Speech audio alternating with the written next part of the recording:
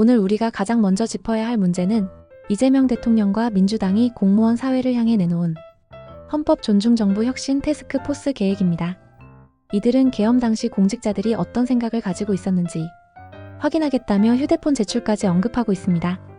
그렇다면 가장 먼저 정작 그 시기 정치적 핵심에 있던 민주당 내부는 어떤 판단을 하고 있었는지도 당연히 확인해야겠죠. 겉으론 반대했다고 말할 수 있지만 속마음이 무엇이었는지 누가 압니까? 따라서 스스로 먼저 휴대폰을 제출하고 검사를 받으며 솔선수범하는 것, 그것이 국민에게 최소한의 신뢰를 주는 출발점일 겁니다.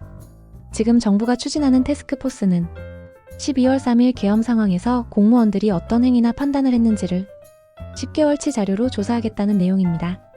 업무용 PC는 전면 열람이 가능하고 휴대폰은 자발적 제출이라고 말하지만 협조하지 않으면 대기 발령이나 직위해제 후 수사 의뢰까지 검토하겠다는 방침이 공개됐습니다. 말이 좋아 자발적 제출이지 사실상 강제와 크게 다를 바 없는 구조라는 점에서 우려가 커지고 있죠. 여기서 우리가 정확히 짚어야 할 게 있습니다. 만약 내란 특검이 충분한 증거를 확보하고 수사 결과가 국민도 납득할 만큼 탄탄하다면 굳이 이런 대규모 조사를 벌일 이유가 없습니다. 특검이 결정적 증거를 확보하지 못했기 때문에 그래서 책임자 색출이라는 명분을 내세요. 공무원 사회 전체를 향해 더 넓고 거센 압박을 가하고 있는 것 아니냐는 합리적인 의심이 나올 수밖에 없습니다. 그리고 이 조사가 실제로 작동한다면 그 다음에 어떤 일이 벌어질지도 생각해봐야 합니다.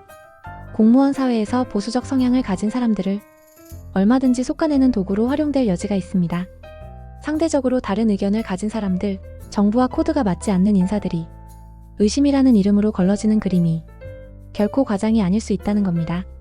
만약 이 방식이 성공한다면 그 다음 대상은 당연히 일반 시민들에게까지 확대될 수 있다는 것도 배제할 수 없습니다. 전례는 언제나 그렇게 확장됩니다. 처음엔 일부 집단을 대상으로 하다가 나중엔 그 기준이 전체로 확장되는 것이 역사의 반복적인 패턴이니까요. 무엇보다 중요한 것은 이것입니다. 정부는 이번 태스크포스의 이름을 헌법 존중 정부 혁신 태스크포스라고 붙였습니다. 하지만 정말 헌법을 존중하는 방식인지 아니면 헌법에 보장된 기본권을 훼손하는 방식인지 차분하게 따져봐야 합니다. 국가기관이 개인의 휴대폰 제출 여부를 기준으로 의심과 처벌을 논하는 사회는 민주주의 국가에서 매우 신중해야 할 문제입니다. 권력에 힘이 실려 있다고 해서 그 힘을 어디까지 행사할 수 있느냐는 별개의 문제이기 때문이죠. 헌법이 존재하는 이유가 바로 그것입니다. 이 상황에서 우리가 끝으로 강조해야 할 지점은 단순합니다.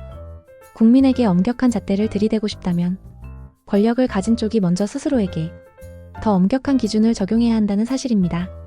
계엄 당시 어떤 생각을 했는지 확인하고 싶다면 이재명 대표를 포함해 그 시기 모든 민주당 의원들 먼저 휴대폰 제출을 통해 검증을 받는 것이 논리적으로 가장 앞서야 합니다.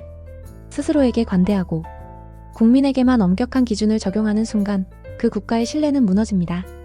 저는 전문가는 아니지만 상식적으로 생각하는 사람입니다. 스스로 생각하지 않으면 누군가에게 쉽게 당합니다.